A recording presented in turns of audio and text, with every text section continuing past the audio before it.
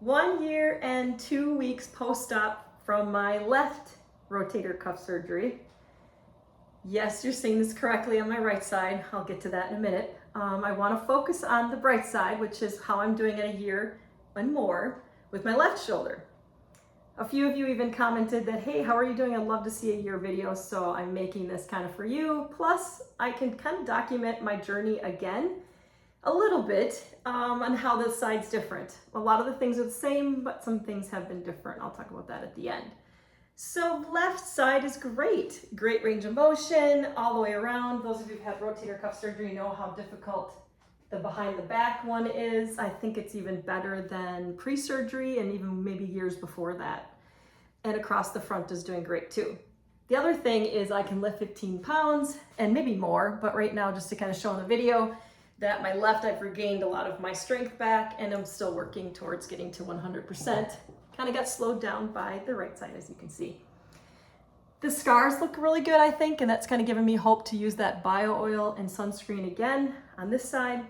The other things I've been using a lot then and now is this little roller ball. I have a lot of the same pains in this area and under the armpit and along the shoulder blade in the back.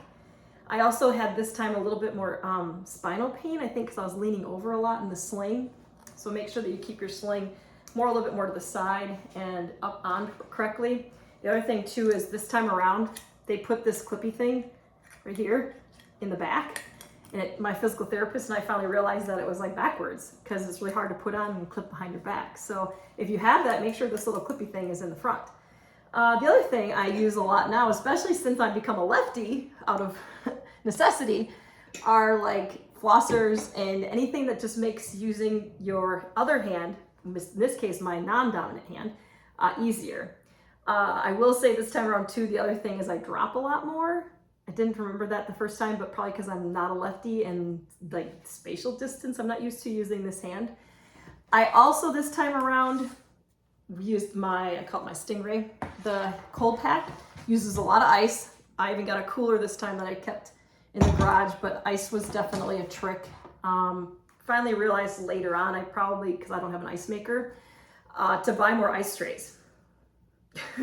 So I was buying ice and then I finally realized, why don't I just spend the money to buy a couple extra ice trays, and then that helped, and then I could kind of keep a cycle of using that a lot more. But you might need bags of ice at the beginning. I think I covered everything with what's going on with the left. It's great. I even have a video about me on my snowboard going very slowly and carefully. And I hiked Zion National Park. Those are types of things I'm going to look for again to kind of inspire me to keep going, because this journey, as you know, if you're watching these, because you're on it, is long, it's hard, it's very painful, it's frustrating. And I will be honest, there's a lot of crying and there's a lot of frustration. So again, I tried to be positive and patient, made those bracelets like I did last time with my daughter, because you constantly have to motivate yourself to know it's going to be okay. This time around, it's been actually tougher. My shoulder capsule is tighter than the left. I don't know why. There's a little bit more work done. I have the same, I think some of the same bruisings as last time here and here. I don't seem to have as much bruising down here. I did have the swelling again. My incisions actually look better. These just came out for I had stitches that were removable because I don't dissolve the other stitches. So those actually are looking pretty good. I used the bio oil and sunscreen, and I think those look actually better this time. So that's good. Getting down to lay down for my PT flat and having my arm back and holding it was harder this time. It took about a week and a half. I'm not sure if I said this already. It's only 2 weeks. I'm also still not sleeping well. I'll talk about that. I had a lot of muscle spasms this time in my bicep and back that I don't remember last time. During PT, just in general, if I didn't say this already, I had some spinal pain this time versus the pain around here, and of course the pain from the surgery. So there's been some things that are not the same. And if you ever have to have a second rotator cuff surgery, like I do, both arms, I guess just realize that, yeah, you're going to be more experienced, you know it's coming, but it's not the same. The recovery is not the same. The rehab is different. Your arms just don't seem to act the same way when they're worked on, I guess. The other thing I will say is I think this time around, I don't know if I said this already, I didn't sleep again 2 nights again. I tried so hard. I got really itchy on the pain meds that were like an opioid based. So I then threw up that first night. So the itching and the throwing up, I just said no more. I don't want to take these anymore. So I just did Tylenol and Advil. I did add in melatonin to help sleep because they said I couldn't take anything else. And I did kind of go back and ask for different pain meds that I haven't really used. I just try to tough it out with the Tylenol and leave, and maybe Benadryl, like a Tylenol PM or Advil PM. So if you had Benadryl, that will help you sleep maybe too. But sleeping's been tough. This time around, I know I can't sleep in a recliner, so I just said no way. I've kind of built like pillow forts, I would say, and just kind of tip over on them at times on the couch. In my bed, again, I built them up around me and try to stay comfortable. But it seemed like no matter how I would lay, the front would hurt, the back would hurt. Of course, where it's worked on hurts. So sleeping is still a challenge. If anybody knows any advice, put it in the comments below for those of us that are going through this. I think that's about it. I want to make sure I'm covering everything. So again, I'm just going to recap. My range of motion is great, especially even behind the back. This one, I can lift the 15-pound weight. Let me just kind of quick review. I feel like a teacher because I am.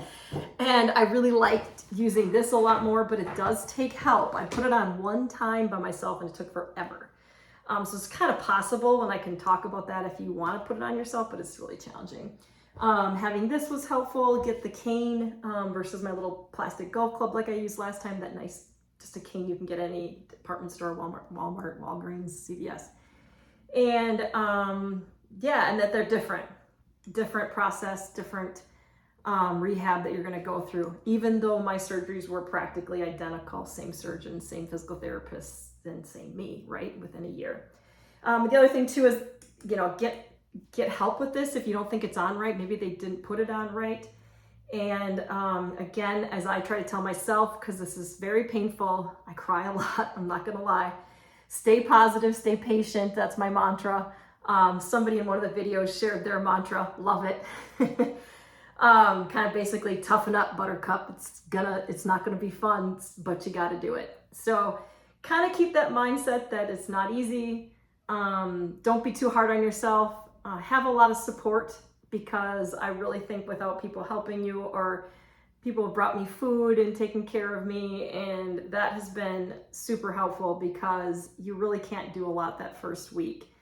And really 2 weeks is even pushing it. By week 3, I feel like you can start to do some things more comfortably on your own. Of course, not driving until 6 weeks.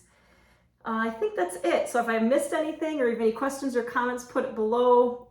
Short version is left arm's doing amazing. Right arm, we'll see in a year how it does. And I will try to make a few videos of my second round of rotator cuff rehab, but I won't probably do them as frequent. More of just like, how is it a little different than the first time around? Good luck to all of you. Stay happy, stay positive, find a mantra that kind of inspires you. Set some goals like I did to look forward to, and I do truly wish you the best. And thank you for, again, one more time, your comments and everything, because they've actually helped me a lot. And I do feel like I'm not alone in this journey, and that's been really helpful. All right, stay happy and good luck.